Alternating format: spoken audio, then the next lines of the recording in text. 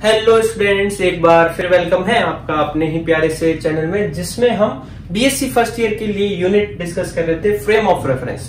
और आज का हमारा टॉपिक रहेगा न्यूटन्स रिलेटिविटी, यानी कि न्यूटन का सापेक्षता का सिद्धांत। ठीक है, तो न्यूटन ने यह बताया था कि जितने भी हमारे पास इनर्शियल फ्रेम ऑफ रेफरेंस होते हैं, यानी कि जितने भी जड़त्वीय निर्देश तंत्र होते हैं, उन सभी में लॉज ऑफ फिजिक्स जो है वो काम करते हैं, वो वैलिड रहते हैं। मतलब फिजिक्स के नियम जो है सभी जड़त्वीय निर्देश तंत्रों में लागू होते हैं। यही न्यूटन का सापेक्षता का सिद्धांत है। ठीक है, तो इनर्शियल फ्रेम ऑफ रेफरेंस क्या होते हैं, एक बार आपको याद दिला दूं।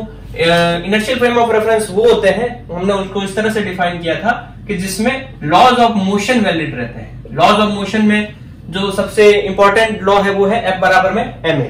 तो कोई भी ऐसा फ्रेम ऑफ रेफरेंस जिसमें ये इक्वेशन काम करती हो, उसको हम क्या बोलते हैं, इनर्शियल फ्रेम ऑफ रेफरेंस।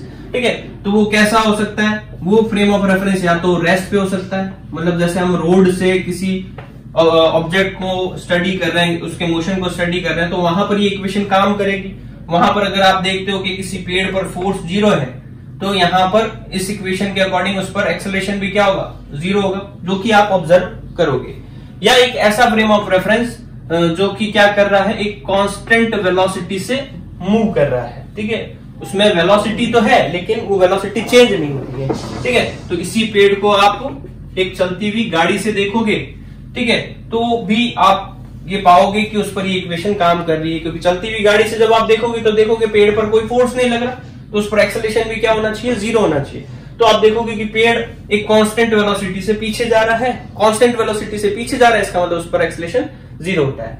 तो हमारे पास इनर्शियल फ्रेम ऑफ रेफरेंस कौन से होते हैं, या तो फ्रेम ऑफ रेफरेंस रेस्ट पे हो, या फ्रेम ऑफ रेफरेंस क्या कर रहा हो, एक कांस्टेंट वेलोसिटी से मूव कर रहा हो।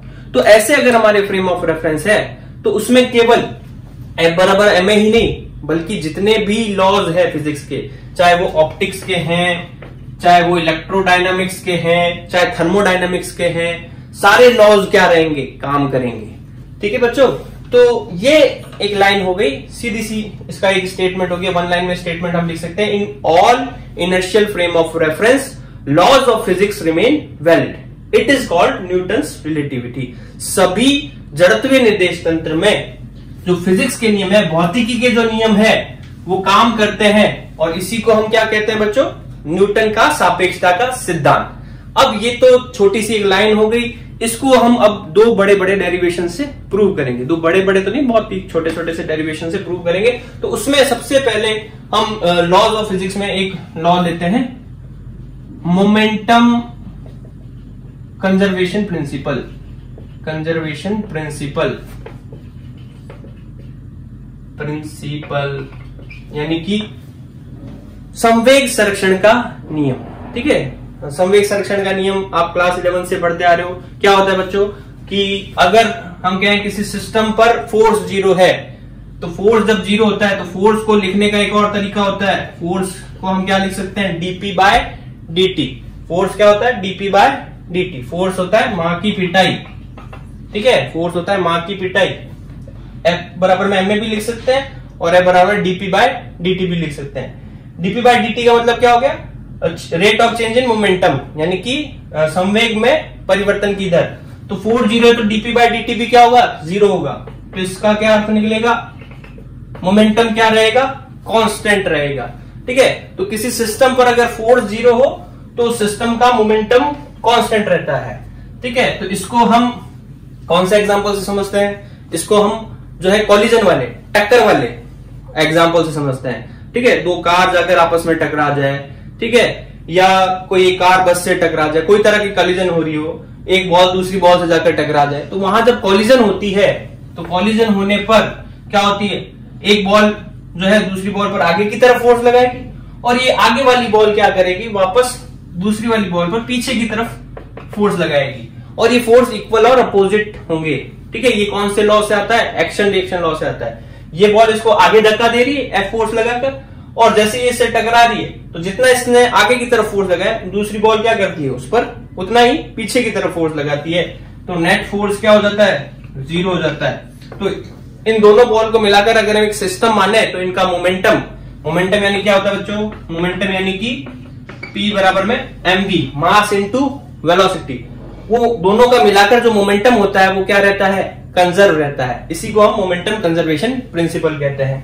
अब ये तो हमने पीछे की थ्योरी पढ़ी, अब जो है मेन डेरिवेशन पे आते हैं कि भाई इस मोमेंटम कंजर्वेशन प्रिंसिपल को एक बार हम पढ़ेंगे किससे, एक रेस्ट फ्रेम ऑफ रेफरेंस से, यानी कि वो भी इनर्शियल फ्रेम ऑफ रेफरेंस हो गया, और दूसरी बार पढ़ेंगे इसको किससे, एक मूविंग फ्रेम ऑफ रेफरेंस है, लेकिन constant moving frame of reference, और देखेंगे कि दोनों में ही ये लॉ क्या रहता है, वैलिड रहता है। ठीक है, तो ये क्वेश्चन एग्जाम में पूछा जाता है, इंपॉर्टेंट है, इसको अच्छे से समझे। तो हमने मान लिया कि हमारे पास एक फ्रेम ऑफ रेफरेंस एस है जो कि रेस्ट पे है, और उससे हम जो है एक कॉलिजन को स्टडी कर रहे हैं। हम ये देख रहे हैं कि उसके अंदर एक कॉलिजन हो रही है, एक m1 और दूसरा m2 मास की एक बॉल है जो कि u1 और u2 वेलोसिटी से मूव कर रही है। थोड़ी देर बाद वो आपस में टकराएगी, और टकराने के बाद में क्या होगा, ये फर्स्ट बॉल जो है वो v1 वेलोसिटी से मूव करने लग जाएगी, और सेकंड बॉल जो है वो v2 वेलोसिटी से मूव करने लग जाएगी। तो let collision is observed between two balls of mass m1 and m2 from a rest frame of reference, S, using momentum conservation principle. अगर हम यहां मोमेंटम कंजर्वेशन प्रिंसिपल लगाएं तो हमारे पास क्या इक्वेशन बनेगी, m1 u1 plus m2 u2 बराबर में m1 v1 plus m2 v2। देखो मोमेंटम कैसे कैलकुलेट करते हैं, मोमेंटम कैलकुलेट करते हैं मास इनटू वेलोसिटी। ठीक है, हम कह रहे हैं कि भाई कॉलिजन में मोमेंटम कंजर्व रहता है, क्यों रहता है, क्योंकि टोटल फोर्स जो है वो क्या रहता है, 0 रहता है। ठीक है, तो यहां पर आप देखो कि बिफोर कॉलिजन इसका मोमेंटम कितना था, द्रव्यमान इनटू वेग, mass into velocity, m1 into u1, इसका मोमेंटम कितना था, m2 इंटू u2, तो टोटल मोमेंटम इसका कितना हो गया, m1 u1 plus m2 u2। ये बिफोर कोलिजन हो गया इनका। आफ्टर कोलिजन क्या होगा, m1 v1 plus m2 v2। तो ये हमारे पास इक्वेशन फर्स्ट आ गई यूजिंग मोमेंटम कंजर्वेशन प्रिंसिपल, यानी कि संवेग संरक्षण का नियम हमने लगाया, तो कहा कि भाई टक्कर से पहले का संवेग और टक्कर के बाद का संवेग क्या रहता है, संरक्षित रहता है। यहां तक बात क्लियर है, इजी सी बात थी। ठीक है, अब इसी कॉलिजन को हम अगर ऑब्जर्व करते हैं कहां से, एस डैश से, तो इनकी ये जो वेलोसिटीज है वो चेंज हो जाती है, और वो वेलोसिटी क्या हो जाती, अगर हम ये कहते हैं कि ये एस डैश जो है वो कितनी वेलोसिटी से मूव कर रहा है, v वेलोसिटी से मूव कर रहा है, तो उसके लिए ये सारी वेलोसिटी चेंज हो जाती है। तो वो वेलोसिटी कैसे निकालते हैं हम, गैलीलियन ट्रांसफॉर्मेशन का यूज करके। ठीक है, तो यहां तक पहले सबने नोट कर लिया होगा, नहीं तो स्क्रीनशॉट ले लो या वीडियो पॉज करके इसको नोट कर लो, फिर हम आगे बढ़ते हैं। ठीक है, हो गया नोट, मिटा रहा हूं इसको मैं। तो देखो अब हम कहते हैं कि यही सारी मोशन को हम कहां से ऑब्जर्व करते हैं, एस डैश से, यानी कि एक ऐसा फ्रेम ऑफ रेफरेंस जो एक कांस्टेंट वेलोसिटी से मूव कर रहा है। इन दो फ्रेम ऑफ रेफरेंस को अच्छे से समझने के लिए आप ये मान सकते हो कि एस फ्रेम ऑफ रेफरेंस तो एक रोड से आप इसको देख रहे हैं, इस कॉलिजन को, और S dash frame of reference का मतलब हो गया कि आप एक कांस्टेंट वेलोसिटी से मूव करते हुए ऑब्जेक्ट से, यानी कि जैसे कोई कार है उससे आप ये मोशन को देख रहे हैं। ठीक है, तो हमने यहां पर गैलीलियन ट्रांसफॉर्मेशन में पढ़ा था कि वीपी डैश बराबर में होता है वीपी माइनस में वी। अब यहां वीपी का क्या मतलब होता है, पी कोई भी पार्टिकल है, ठीक है, वीपी का मतलब हो गया उस पार्टिकल की वेलोसिटी किसके रेस्पेक्ट में, एस के रेस्पेक्ट में, मतलब जो फ्रेम ऑफ रेफरेंस रेस्ट पे है। वीपी डैश का मतलब क्या हो गया, उसी पार्टिकल की वेलोसिटी डैश लगा दिया, मतलब वो किसके रेस्पेक्ट में, एस डैश के रेस्पेक्ट में। और v का मतलब क्या हो गया, v का मतलब हो गया एस डैश की खुद की वेलोसिटी। ठीक है, तो इसको अगर थोड़ा सा एडजस्ट करें तो इससे हम ये बता सकते हैं कि वीपी बराबर में क्या हो जाएगा, VP dash plus V, VP बराबर में क्या हो जाएगा, वीपी डैश प्लस वी। तो इस इक्वेशन को तो बोलते हैं हम गैलीलियन ट्रांसफॉर्मेशन, यानी गैलीलियन रूपांतरण। और हमने अगर उल्टा कर दिया तो इसको हम बोलते हैं इनवर्स गैलीलियन ट्रांसफॉर्मेशन। तो गैलीलियन ट्रांसफॉर्मेशन क्या बताता है कि आपको जो है वेलोसिटी पता है ऑब्जेक्ट की, किसके रेस्पेक्ट में पता है, एस के रेस्पेक्ट में, और आपको निकालनी है किसके रेस्पेक्ट में, एस डैश के रेस्पेक्ट में। ठीक है। और अगर आपको उल्टा करना हो कि आपको एस डैश के रेस्पेक्ट में पता और आपको निकालनी हो किसके रेस्पेक्ट में, एस के रेस्पेक्ट में, तो आप इनवर्स गैलीलियन ट्रांसफॉर्मेशन का यूज करते हैं। ठीक है, तो यहां पर हम जो है इस इक्वेशन का यूज करेंगे। क्यों करेंगे? देखो हमें ये पता है u1 u2 v1 v2 ये वेलोसिटी है किसकी, बिफोर कोलिजन इन बॉलों की वेलोसिटी, और v1 v2 आफ्टर कोलिजन इन बॉलों की वेलोसिटी है। तो हमने जो इक्वेशन निकाली है m1 u1 plus m2 u2 बराबर में m1 v1 plus m2 v2। हम यहाँ u1 u2 v1 v2 की जगह पर क्या लाना चाहते हैं, u1 dash u2 dash v1 dash v2 dash. ठीक है, तो हमें इनको u1 u2 को किसके टर्म में रिप्रेजेंट करना पड़ेगा, u1 डैश u2 डैश के टर्म में रिप्रेजेंट करना पड़ेगा। तो इसी इक्वेशन का यूज करते हुए, इनवर्स गैलीलियन ट्रांसफॉर्मेशन का यूज करते हुए हम क्या करते हैं, ये u1 u2 v1 v2 की वैल्यू निकालते हैं। ठीक है, तो by using inverse Galilean transformation, यानी कि व्युत्क्रम गैलीलियन रूपांतरण का उपयोग अगर हम करें तो हमारे पास जो है वो u1 की वैल्यू क्या आ जाएगी, u1 मतलब इसकी जो वेलोसिटी है u1 बराबर में क्या आ जाएगा, u1 डैश प्लस v। अब u1 जो है वो इसकी वेलोसिटी है कहां से, s से, u1 डैश इसकी वेलोसिटी होगी कहां से, s डैश से। ठीक है, v जो है वो किसकी वेलोसिटी होगी, इस फ्रेम ऑफ रेफरेंस की। इसी तरह से हमारे पास u2 जो है वो कितना हो जाएगा, u2 डैश प्लस v। इसी तरह से v1 बराबर में क्या हो जाएगा, v1 डैश प्लस v, और v2 बराबर में क्या हो जाएगा, v2 डैश प्लस v। ये जो वैल्यूज है इनवर्स गैलीलियन ट्रांसफॉर्मेशन से हमने निकाली, इसको हम इक्वेशन नंबर 2 दे देते हैं, और इस इक्वेशन 2 को इक्वेशन 1 में रख देते हैं। इक्वेशन 1 क्या थी, मोमेंटम कंजर्वेशन से जो निकाली थी, m1 u1। ठीक है, m1 u1 m2 u2 बराबर में m1 v1 plus m2 v2। ये हमने मोमेंटम कंजर्वेशन से निकाली थी।